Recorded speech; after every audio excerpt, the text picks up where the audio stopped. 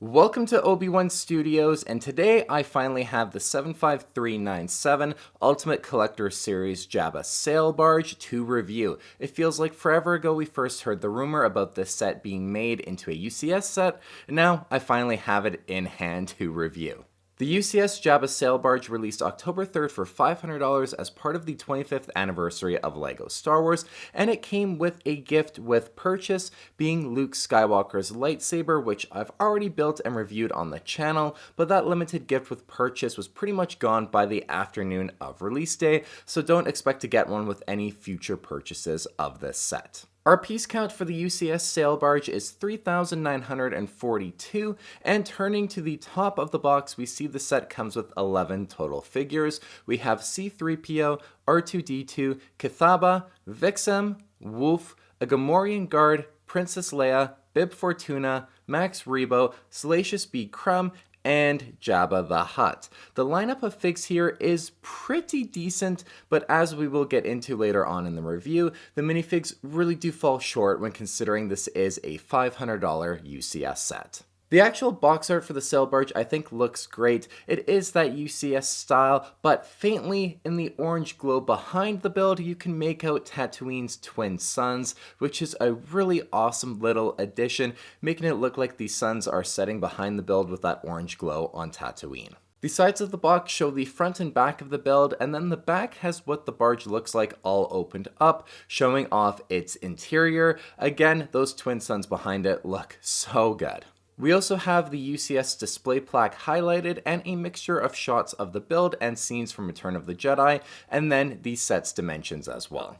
Now this brings us along to unsealing the set and taking a look at all of its contents. The side flaps do open up to show a shot of the sail barge from Return of the Jedi, and then Jabba with Princess Leia on the very next flap, and then inside of the box there are, well, two more boxes, and I definitely struggled with actually getting everything out as I wanted to try and be gentle and keep it all in good condition.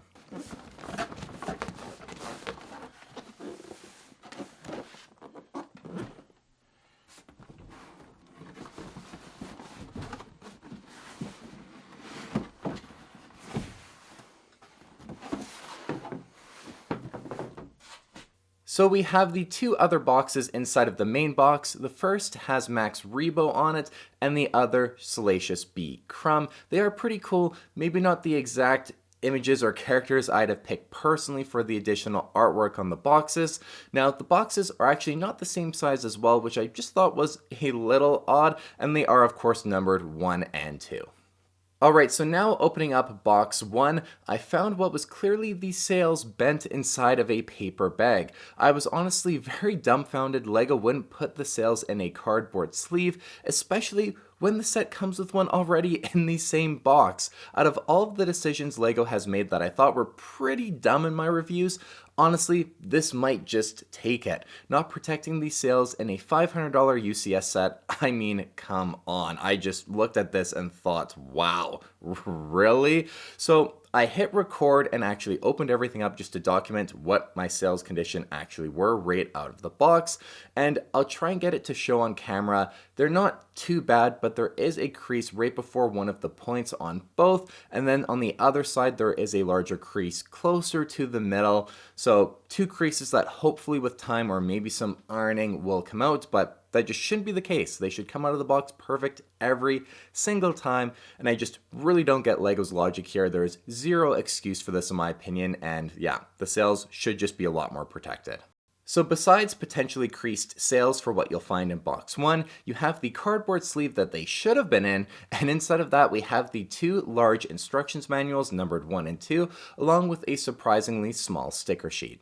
Taking a look at book 1 here, one of my favorite things about UCS sets is the collector's edition UCS treatment that's given to the instructions manuals. They sometimes just have really cool bits of information or behind the scenes shots, concept art, things like that that I really do love. So if we open up book 1 here to the second page, we have a foreword by Jens, who is the design director and creative lead of LEGO Star Wars, with some concept art behind the sail barge there. we see it there. And then flipping to the next page, we have another shot of the sail barge being on fire as it's exploded. Some more concept art, it looks like.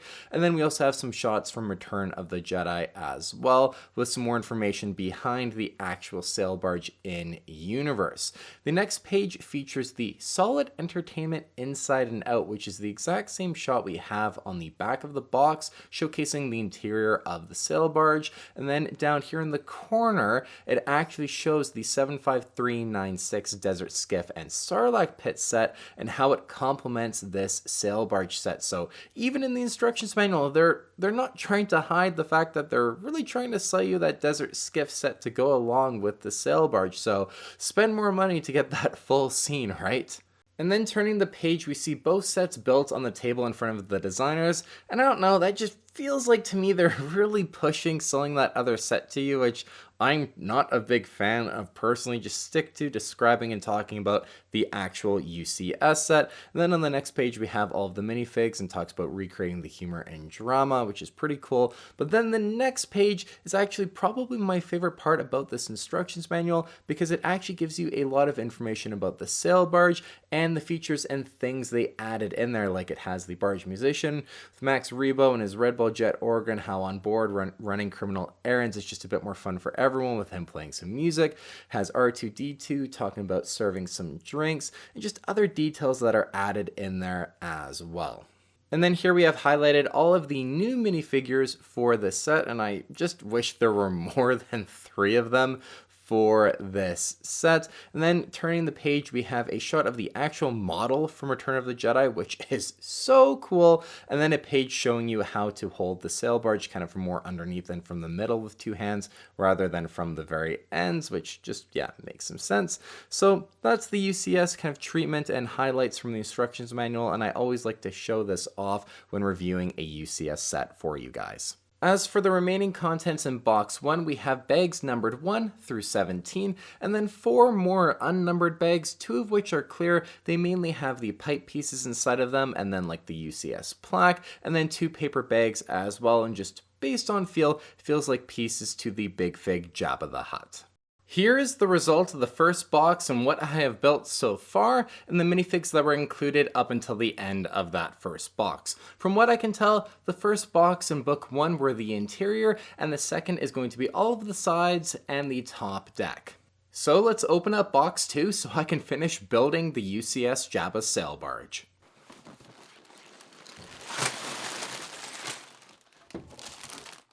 And inside of box 2, all we have are bags numbered 18 to 36. Now with everything all built, let's get into the minifigures first. First off, we have C-3PO, and we are not starting off strong, unfortunately. There is nothing essentially wrong with this version of C-3PO, but considering he isn't the best version LEGO currently makes, I just don't get why we don't get that dual molded leg version in a $500 UCS set. It's not like LEGO doesn't even currently produce it, because they do in the 75398 buildable C-3PO. So I'd really love for the designers behind the set to actually try and explain and justify why they couldn't just take that minifig that they already make and include him in this set, and they have to give us a worse version. So while the one we get is nice considering it has the arm printing, waist and leg printing where it does show that silver chrome leg, there is no reason why we shouldn't be getting the absolute best C-3PO that LEGO currently makes in an Ultimate Collector Series set. Bib Fortuna is our next minifig, and again, we're not starting off strong with our first 2 minifigs. He is a remake from the book of Boba Fett, which a lot of people call Fat Bib Fortuna, and it's not actually what even annoys me the most about this minifig. It's how you can see the second face print below the headpiece when he's turned around. Then, as well, no peoples is something that a lot of people are just not liking on a bunch of minifigs, which on Bib, I personally don't hate as much as I do on other minifigs, which is foreshadowing for this review. But I think for me, maybe just overall it depends on the minifig, but I think just in general, getting rid of them just across the board for a bunch of minifigs was just such a dumb move. So combine the fact that it's the older version of the character, so he's actually inaccurate to Return of the Jedi, seeing the second face print when he's turned around, and then no pupils, I just feel like this is a lazy addition that they didn't care to get totally right.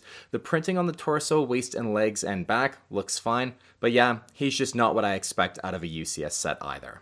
Wolf is next, and he's a pretty solid minifig. The helmet mold I think looks very nice, and we get good looking face prints. We get 2 of them for him, and then the body printing front and back looks really nice too, and overall he is just a good minifig. Finally, on our 3rd minifig, we get one that doesn't have anything inherently wrong with it. Moving on to Max Rebo, and he's another great looking figure. His mold is identical to the last version of him from 2013, but why change what isn't broken? He looks really good. Maybe some printing for the wrinkles in his body or on his arms would have been nice though, but other than that, he's pretty solid too, and an example of when it's okay to reuse a minifig when they already are good and accurate to what the set is based on. Moving on to Cathaba, and this is the 2nd version of him we've actually ever gotten, as we got the first one in the 2012 Desert Skiff set. Overall, I think he looks really good, especially with that molded bandana piece for his head, and a really good looking face print too, along with his front and back printing. Cathaba is just another strong minifig. Princess Leia is up next, and this Slave Leia version of her has been very controversial, so here is just my take on this minifig. First off, that hairpiece is incredible. It's easily the best version of it we've ever gotten, hands down. We also get 2 face prints, both of which I do like, along with the clip for her chain to be attached to underneath the headpiece, removing it just so you can see her back print, which looks very good, and so does her front torso printing.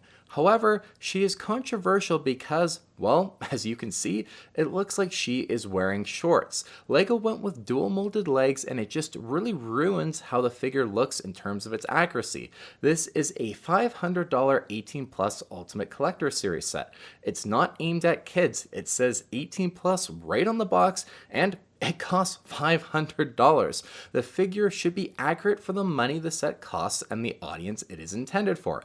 At the end of the day, I care about accuracy to the movies and the source material, for better or for worse, and this just isn't it. If it was a kid's playset or something, then I could see the argument for this tweaked design a bit more, but honestly, even then, if a kid is allowed to watch Return of the Jedi, then what is the issue with an accurate looking minifig, or at least the design we have had since the very first minifig version of Slave Leia?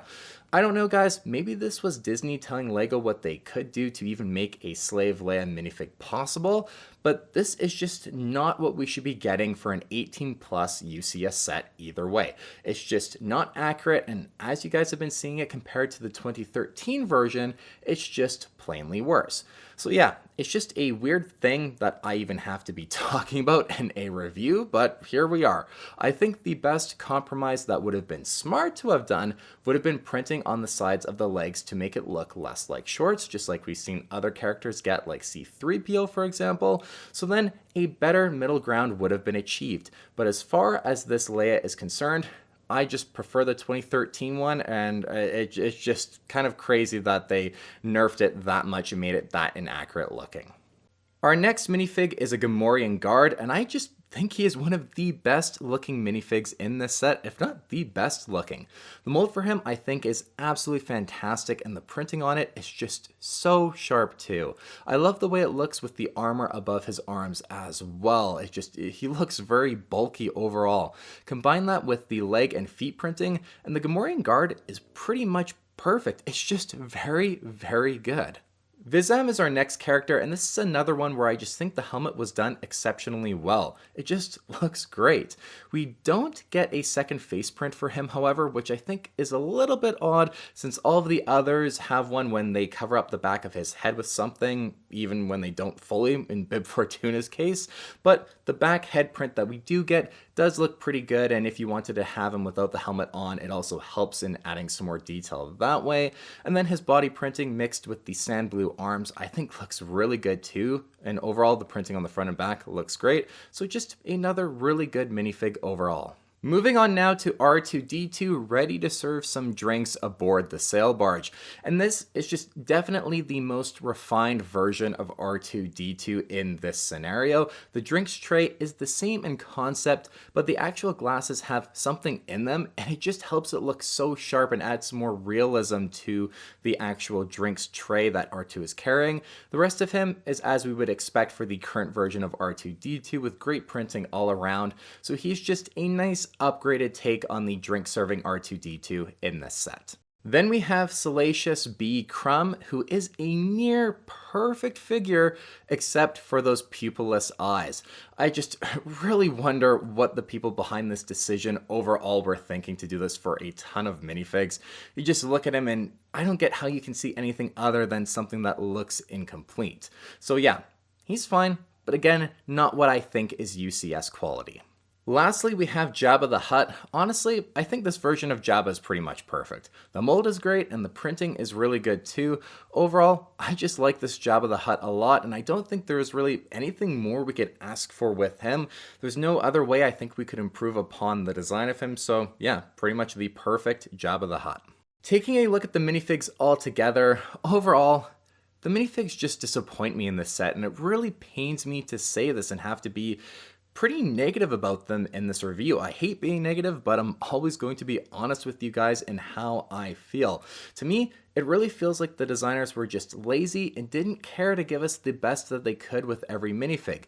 We don't get the best C-3PO that they currently make. We get a reused and inaccurate Bib Fortuna. We get an inaccurate looking Princess Slave Leia and a downgraded Salacious B. Crumb that just looks like he's incomplete without pupils. Yeah. It's just a letdown, and that tends to be somewhat of a theme with UCS sets. I feel like we deserve more care and accuracy for the money we pay for these sets with, and then just for the essence that these Ultimate Collector Series sets are supposed to be. The best, most complete and accurate version of a LEGO set that money can buy. All of the minifigs do come with a stand to go on, which you can see here, which I do think is a nice touch. It reminds me of the UCS Razor Crest stand for all of the characters, and I'd be happy for LEGO to keep doing this with UCS sets. Personally, I really like it. On the same stand as Jabba the Hutt, we have the UCS display plaque for Jabba's sail barge. It's printed and just looks absolutely fantastic. The wording is super sharp on it, and so is the actual blue sail barge on the plaque too. It just overall looks really, really good. Of course, we have space for Jabba the Hutt to be placed on here too, beside the plaque, and then we have that 25th anniversary brick with the R2-D2 25 years of LEGO Star Wars on it. This whole section just looks very, very sharp. Alright, now we can turn to the actual sail barge build, and I am very happy to say the build has a lot of redeeming qualities for this set compared to those less than perfect minifigs. Just sitting back and looking at it once I'd finished building it, I just thought to myself, wow, what a great looking build. This build to me is the essence of what a UCS build should be. The best possible version of a LEGO build, and I really think this UCS Jabba's sail barge is just that. And in case you guys were wondering how big the UCS Jabba sail barge actually is compared to some other Ultimate Collector Series sets, here it is next to the Razor Crest as well as the TIE Interceptor builds, so you guys can have just a bit of a better understanding of how it scales in comparison to some other more recent UCS sets. Now getting into all of the details of our build, at the top of our sail barge, well, we have these sails. Sadly, as I had already showed you guys, my sails were a bit creased, and you can see how that is actually still affecting them. There is a noticeable crease in both of them, so that is not ideal, but I'm not faulting the build for the way it was poorly packaged. The sails are on these Technic trees and are posable, and I also really do love the use of these brown pieces to add some more color and texture to the masts. The overall design of the top deck is really well done too. It's a great blend of being tiled off enough to look good for display, and then with enough studs scattered throughout as well to place the characters on in lots of different spots. The railing around it as well is basically perfect, and the design is accurate to what it looks like in the movie, which I'm just a big fan of. Now I am going to remove these sails from the top deck just to give you guys a bit of a better look at some of the other details on the top deck. We have the main laser cannon and it just looks so well designed and thought out. It can spin around 360 degrees and tilt up and downwards a little bit too, which is nice for play features on an Ultimate Collector Series build, and even with the sail masts in place, it doesn't hit them or anything, so it is fully movable. We also have these hatches on the top deck as well, which are actually functional. Two smaller ones and then one larger one, and they both open up to the interior, and there are actual ladders for the characters to even climb up to, which I'll show you more when we get to the interior. Finally, for the top deck, there are two smaller laser cannons that can be placed anywhere along the railing and be manned by a minifig as well, and those do look really nice too. Now the front of the sail barge I think looks pretty good the way it was designed, with all of these panels coming together to create that sloped, curved shape, and I do appreciate how the gaps between all of these panels are relatively small. It feels pretty seamless, which does go a long way into making this build look as good as it does, and the same thing goes for all of these side and rear panels too. They all look very good with definitely rather small gaps. I think the gaps are actually very reasonable in terms of what you actually see for the build. One detail about the sides that I really like is the addition of the darker brown. There's not a ton of it, but enough to help break up the color scheme a little bit. The side panels also have the windows, and the texture is done with great pieces, which I think looks better than the stickers on the previous models. To open them up, you just give them a bit of a push from the inside, and then they fold upwards. However, you really can't see any of the characters inside, but there is one specific spot at the back where in the instructions it does tell you to place a minifig on this platform, so you can actually see them decently out of the window. Lastly, for the exterior, we have the steering vanes on each side, which I think look really good with the stickers adding in some more detail, and they're opposable as well, which is just a nice touch for display. And then at the back, we have the 3-chambered repulsor lift engine. Looks really good as well, nice and accurate to what the sail barge should have, like you'd expect on a UCS set. Now, to access the sail barge's interior, you first tilt down all 3 side panels, since the back ones help hold the rear top deck section in place, and then both top sections will easily lift off. The sail barge's interior really does just face out the one way. Here's what the other side does look like with its panels down, so as you can tell, I'm just going to be showing the interior from the intended side. At the very front, we have a cockpit. This is the first sail barge ever to feature one, so it's pretty cool just to see and to have. The stickers for the screens I think look really great, and the built seats as well look very nice. With some of our guards in them, the cockpit just does look so good. Now, what's also really cool is the door to the cockpit is functional. It slides open and close, so that's a pretty cool little addition. Following the cockpit, we have the prisoner's cell and armory. This whole section looks so cool with the cell and all of the weapons on the wall. It makes sense that there is a ladder too for the guards to climb up to the top deck right from the armory. The cell is also detachable, so you can use it a lot easier. There is a bone and seat inside among some other details, and the door also does work. Plus, the wall behind the cell does actually break away, which is another fun addition. And then we have the galley, and like it says in the instructions manual, I'll remove the stairs for a better look at it for you guys. And wow, this area is so full of detail with a pretty well-designed kitchen for this scale. We also have what I am inclined to think are little nods to the original Jabba sail barge, with a frog on the floor and a drumstick hanging from the wall. It's just overall such a cool area with so much going on and so much added in there to really make this galley feel used and kind of lived in. It's a working area. There are 2 more stickers also on the wall just before the main interior section, and they both look really good too there. Then we have our main area of the sail barge. We have a really well built out throne for Jabba to sit on, with the railing all down the one side. It looks so good with him placed on it, throwing Salacious B. Crumb in there as well, just to help complete the scene a little bit. And just behind the throne there is a chest with a chain in it, and you can set Leia up to be held by it next to Jabba. Together, they do look so good. Oh wait, no, that's because I put the 2013 version in here. My bad, guys. There. No, better isn't quite the word. At the very back, we have Max Rebo's Red Ball Jet Organ. You put 2 stickers on the top of it to help add in some detail, and placing him in there, he also looks really great. Once you put the minifigs in the interior of the sail barge, it just helps to make it feel so alive, and you can really start to think of the actual scenes from Return of the Jedi. I also do love the use of these light post pillars behind it. It actually makes the area look accurate to what we see in the movie, which is another surprising addition there, and detail that I'm very happy the designers paid attention to. Lastly, in the very back section as well, here is where the designers in the instructions manual say you can give the best look of a minifig through the windows, and I definitely agree with them there. Now, before we get into my final thoughts, the sail barge sits on 3 black stands and it feels very sturdy overall. The build too is rather solid. You can pick it up right in the middle with 2 hands easily from underneath and not be worried it's going to fall apart on you. As you can see here, I'm shaking it pretty decently and nothing is wiggling. It's just very solid, so it's a very easy set to transport, I'm very happy to say. So with that all said, would I recommend you spending $500 on this set?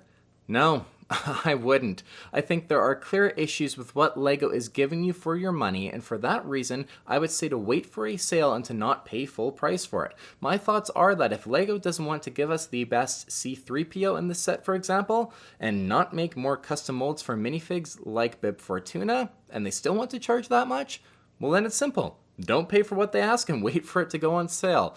I know I wasn't the most positive in this review, and that truly pains me to be this way. I'd love to say everything was perfect and fantastic from the set, but as an honest reviewer, I can't say that. I still do like the set, and if I didn't do LEGO reviews and want the lightsaber gift with purchase for my collection, I would not have paid $500 for the set. I would have waited, saved some money, and still really enjoyed the build, but what's done is done, and I am still really going to enjoy this set. It is a good set, but it certainly isn't perfect or good enough to pay full price for and just feel good about it in my opinion. And let's not forget that the 75396 Desert Skiff and Sarlacc Pit set is intended to go along with this UCS Jabba sail barge, which already feels overpriced and more expensive than what it should be, and then they're wanting you to buy another overpriced set as well, which then doesn't even include the right Boba Fett. He's from Empire Strikes Back, not even Return of the Jedi. So just there's a core kind of fundamental issue I feel like with this set, and LEGO really trying to squeeze us for what they're asking for in terms of the price between both of those sets. It's just, I don't know. I'm just not a fan of that whole scenario, and I just would really strongly recommend that you vote with your wallet and not pay full price for really either of those sets. If you want them eventually, wait for a sale for both of them and save yourself some money. Thank you for watching my review of the 75397 Ultimate Collector Series Jabba Sail Barge. I hope you enjoyed this review, and upcoming on the channel is going to be a comparison video between a bunch of the different minifigs for one from over the years, as well as all 3 Jabba Sail Barge builds ever. I did recently review both the 2006 and 2013 versions of this set, and now I'm going to be making some videos comparing them all, discussing the minifigs, and lots of fun stuff like that. So make sure you are subscribed to my YouTube channel if you haven't already, so you don't miss out on any of those videos. Thanks so much for watching. Don't forget to leave a like on the video and also let me know your thoughts on this set in the comments down below. Do you agree with my criticisms and issues with this set, or are they more minor in your opinion? I'd love to hear your thoughts in the comments down below. And as always as well, don't forget to check out my YouTube channel for more LEGO Star Wars set reviews.